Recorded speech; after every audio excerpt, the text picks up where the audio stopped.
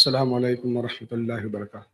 بسم اللہ الحمد للہ نحمده ونستعینه ونستغفره ونؤمن به ونتوکل علیہ ونعوذ باللہ من شرور انفسنا ومن سیئات اعمالنا من يهده الله فلا مضل له ومن يضلله فلا هادي له أشهد أن لا إله إلا الله وأشهد أن محمدا عبده ورسوله أما بعد فإن خير الحديث كتاب الله وخير الهدي هدي محمد صلى الله عليه وسلم وشر الأمور محدثاتها وكل محدثة بدعة وكل بدعة ضلالة وكل ضلالة في النار۔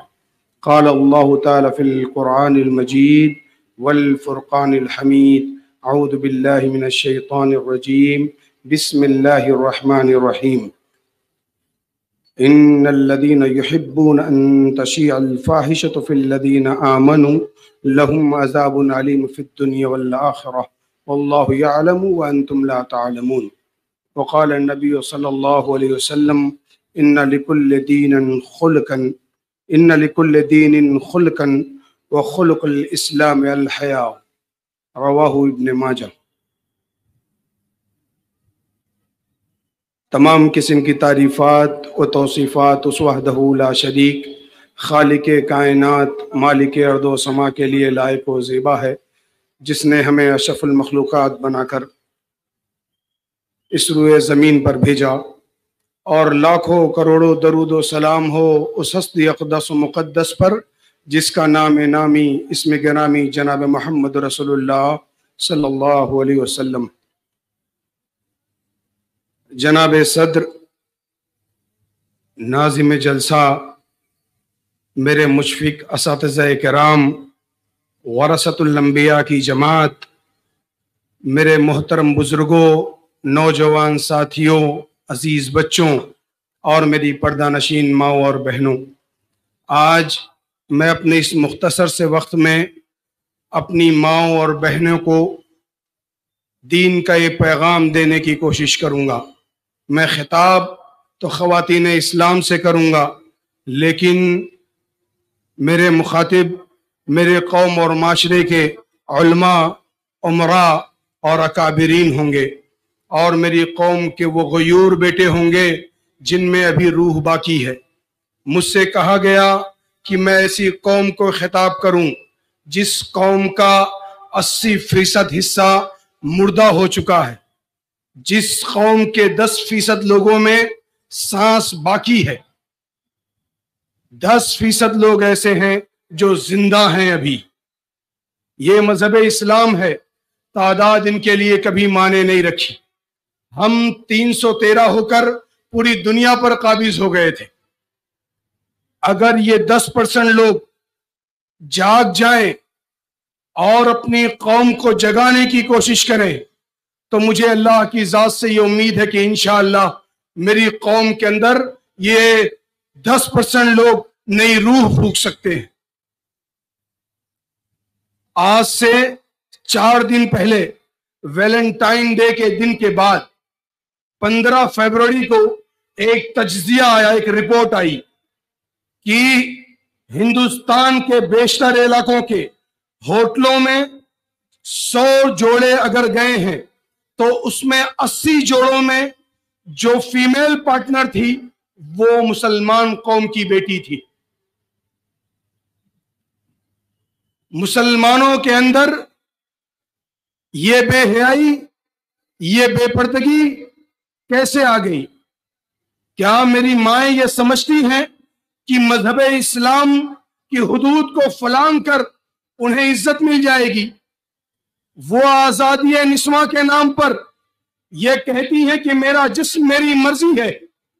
میں آج اپنی قوم کی ان ماں اور بہنوں سے بات کرنے آیا ہوں جن ماں اور بہنوں کے دل میں مذہب اسلام زندہ ہے، جن کا ایمان ابھی باقی ہے، جن کی حیا دیکھ کر پوری دنیا ابھی یہ کہتی ہے کہ مسلمانوں میں حیا باقی ہے۔ میں ان ماؤں سے کہنے آیا ہوں کہ میری ماؤں، یہ میرا مذہب اسلام ہے، جس نے تمہیں وہ عزت، وہ سربلندی اور وہ اعلیٰ مقام دیا ہے کہ پوری دنیا حیران رہ گئی۔ میں تمہیں بتاؤں کہ تمہاری حقیقت کیا تھی؟ میرے محبوب جناب محمد رسول اللہ صلی اللہ علیہ وسلم کے اس روئے زمین پر آنے سے پہلے تمہیں بعض قومیں یہ کہتی تھیں کہ عورتوں کو بات کرنے کا حق حاصل نہیں ہے، ان کے ہونٹوں کو سل دیا جائے۔ بعض قومیں کہتی تھیں کہ یہ صرف سامان تجارت ہیں۔ بعض قومیں کہتی تھیں کہ یہ خبیث جرثومہ ہے، ان سے کبھی کوئی تعلق نہ رکھا جائے۔ دنیا کی بیشتر قومیں تمہاری پیدائش اپنے لیے ذلت و عار سمجھتی تھیں اور تمہیں پیدا ہوتے ہی زمین میں زندہ درگور کر دیا کرتی تھی۔ اپنی باپ کے موت کے بعد اپنی سوتیلی ماں سے نکاح کر لینا ایک عام رواج تھا۔ ایک ہی عورت کے ساتھ بے شمار لوگ ہم بستری کیا کرتے تھے، کچھ فرق نہیں پڑتا تھا۔ آج کے زمانے کو دیکھو، آج کا زمانہ دیکھ کر ایسا لگتا ہے کہ ایک لڑکی کے ساتھ کتنے غیر محرم لڑکے تعلق رکھ رہے ہیں۔ ہمیں اپنی قوم کے لیے کوئی فکر نہیں ہے، ہماری بچیاں جہاں دل چاہے وہاں چلی جائیں۔ میری ماں، خدا کی قسم، جب مذہب اسلام آیا تو اس نے تمہیں وہ عروج دیا کہ پوری دنیا حیران ہو گئی۔ جس کو دنیا کے سکون خراب کر دینے کا ذریعہ سمجھا جاتا تھا، اس کے بارے میں عرش سے فرمان آیا، وَمِنْ آيَاتِهِ أَنْ خَلَقَ لَكُمْ مِنْ أَنفُسِكُمْ أَزْوَاجًا لِتَسْكُنُوا إِلَيْهَا وَجَعَلَ بَيْنَكُمْ مَوَدَّةً وَرَحْمَةً کہ اے دنیا کے لوگوں غور سے سنو، جس کو تم دنیا کے چین و سکون کے خراب کر دینے کا ذریعہ کہتے ہو، وہ اس روئے زمین کا سب سے عظیم شے ہے جس سے تم سکون حاصل کرو۔ تم سے بات کرنا لوگ گناہ سمجھتے تھے، مشورہ لینا تو دور کی بات ہے۔ تمہارے مشورے کو میرے محبوب نے مان کر پوری دنیا کو، پوری عرب دنیا کو حیران کر دیا۔ حضرت ام سلمہ رضی اللہ تعالیٰ عنہ کہتی ہیں، اے میرے محبوب، آپ پانی پی کر روزہ توڑ دیجئے، تمام صحابہ کرام روزہ توڑ دیں گے، آپ کی بات مان لیں گے۔ کائنات کے امام پانی پی لیتے ہیں، صحابہ کرام ابتدا میں اپنا روزہ توڑ دیتے۔ میرے مذہب اسلام نے یہ عزت دی ہے تمہیں، تمہاری اخلاقی نزاکتوں کو سمجھتے ہوئے میرے رب نے اگر مردوں کو طلاق کا حکم دیا تو تمہیں خلا کی اجازت دے دی ہے۔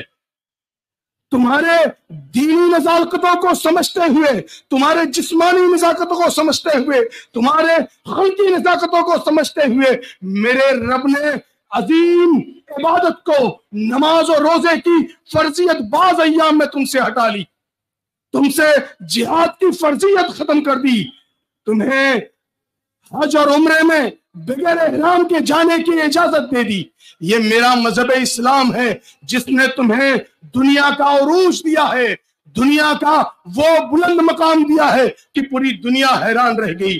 میری ماں، تم نے اپنی عزت کو پامال کیا، تم نے گلیوں میں جا جا کر اپنی عزت کو بیچنا اپنے لیے باعث فخر سمجھ لیا، غیر مسلموں کے ساتھ گھومنا اپنے لیے ماڈرن سمجھ لیا، اور غیروں کے ساتھ تم جانے لگی، تم مرتد ہونے لگی۔ خدا کی قسم میں یہ بات کہتا ہوں کہ غیر مسلم دور کی بات ہے، تم غیر محرموں کے ساتھ، تم اپنے رشتہ داروں کے ساتھ، تم اپنے گھروں سے نکل جاؤ، میرا مذہب اسلام اسے گناہ کہتا ہے۔ تم غیر مسلموں کی بات کرتے ہو، تم مرتد ہو گئی۔ تمہیں یہ بات سمجھ نہیں آئی کہ تم بیٹی ہو حضرت سمیہ رضی اللہ تعالیٰ عنہ کی، کہ جن کو جوان بیٹے کے سامنے مادرزاد ننگا کر دیا گیا، ایک چوراہے پر لٹا کر دونوں پیروں کو دو اونٹوں میں باندھ دیے گئے، اور ابو جہل نے صرف اتنا کہا کہ اے سمیہ تو صرف اتنا کہہ دے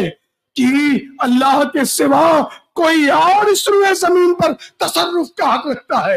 سمیہ نے کہا، اے ابو جہل، جو بن پڑتا ہے وہ کر لے، میں مسلمان ہوں، میں نے لا الہ الا اللہ پڑھا ہے، میں اپنے دین سے پھر جاؤں؟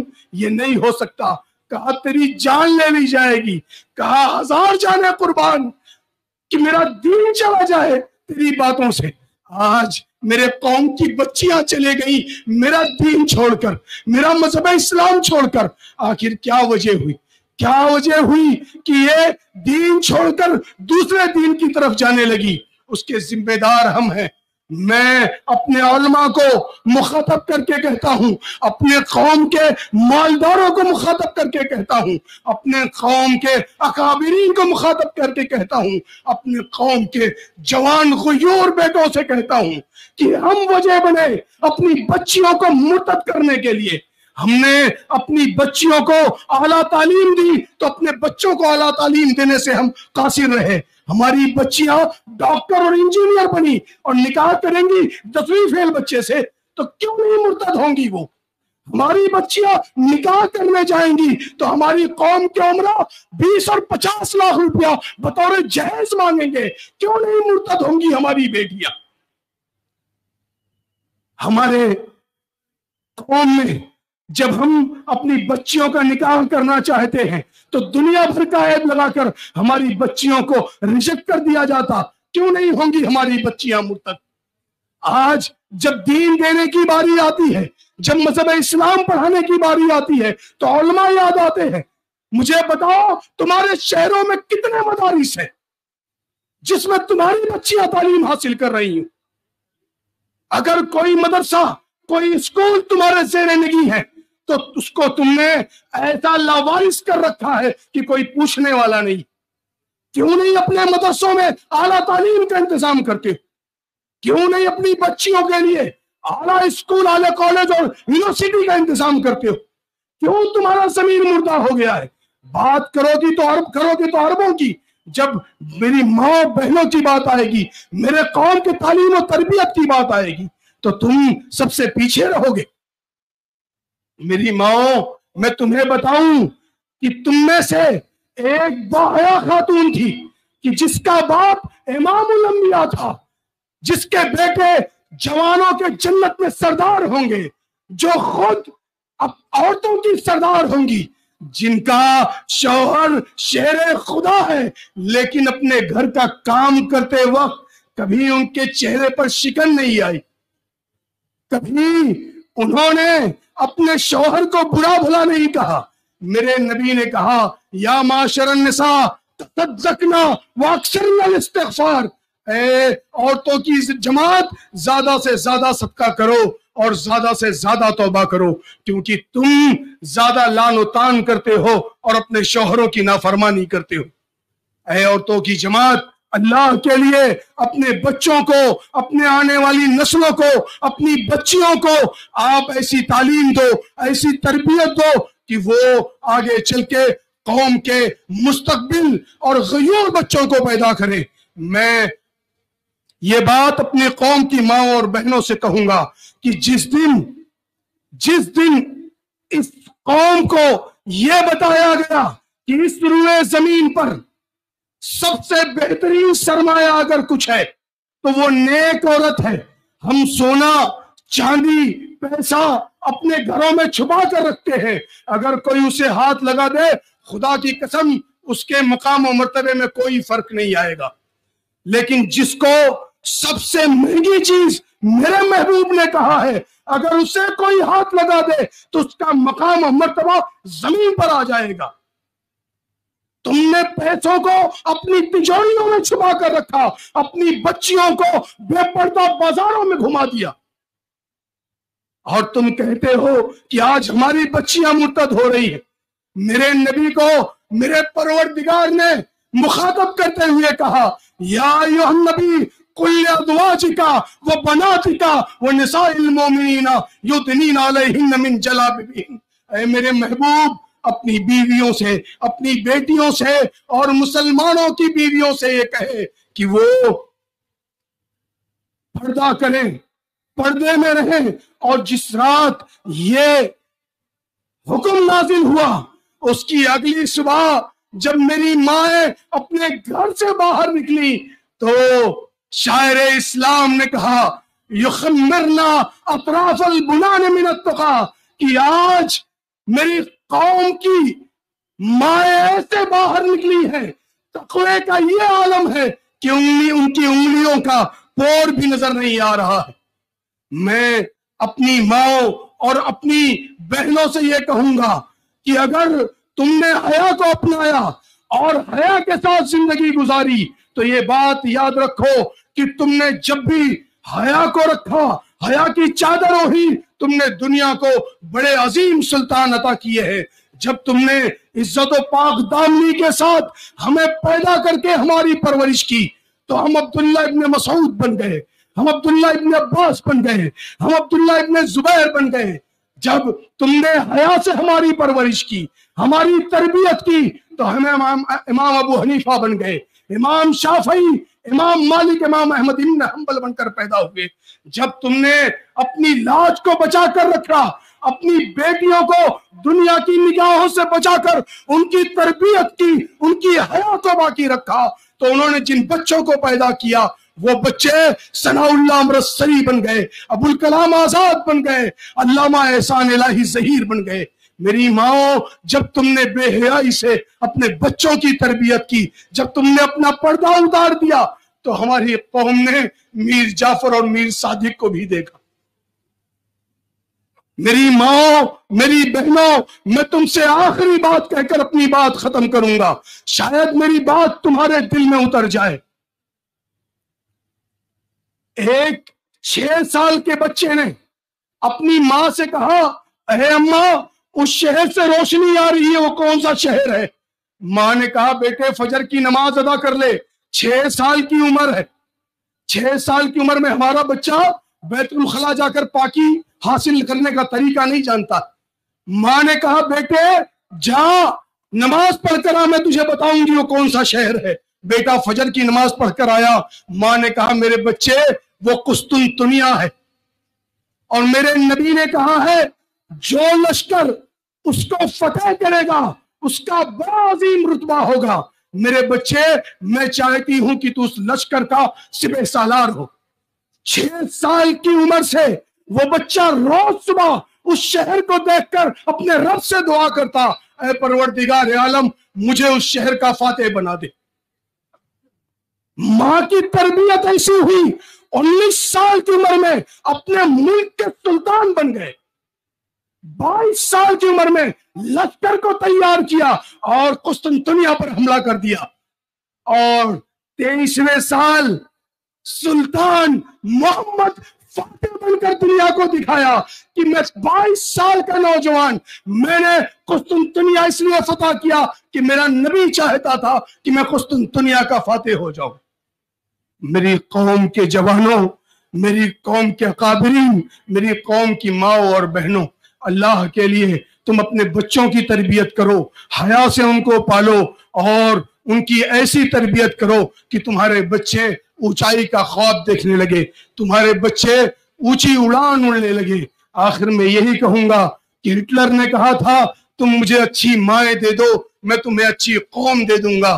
اے میری ماں، اللہ کے لیے اپنی بیٹیوں کی تربیت کرو، انہیں نیک بناؤ، باحیا بناؤ، پرہیزگار بناؤ۔ آخر میں اللہ رب العالمین سے دعا ہے کہ اے پروردگار عالم، ہم گناہ گار اور خطا کار لوگ ہیں، اے اللہ تو ہمارے گناہوں کو بخش دے۔ اللہ اے رب العالمین، ہم اتنے بڑے پروگرام میں ایک ساتھ اتنے مومنین بیٹھے ہیں، اے پروردگار عالم کسی کی تو آمین کو قبول کر لینا۔ اللہ اے رب العالمین، میرے بزرگوں کو صدیق اکبر کا ہنر عطا کر دے۔ اللہ اے رب العالمین، میرے بزرگوں کو تو عمر فاروق کا حوصلہ عطا کر دے۔ اللہ اللہ میرے جوانوں کو خالد ابن ولید بنا دے۔ اللہ اللہ میرے جوانوں کو ابو عبیدہ بن جراح بنا دے۔ اللہ اے رب العالمین، میری ماؤں کو اماں خدیجہ کا ہنر عطا کر دے۔ اللہ اے رب العالمین، میری جوان بہنوں کو اماں عائشہ کی حیا دے دے۔ اللہ آمین۔ وآخر دعوانا ان الحمدللہ رب العالمین۔ السلام علیکم ورحمۃ اللہ۔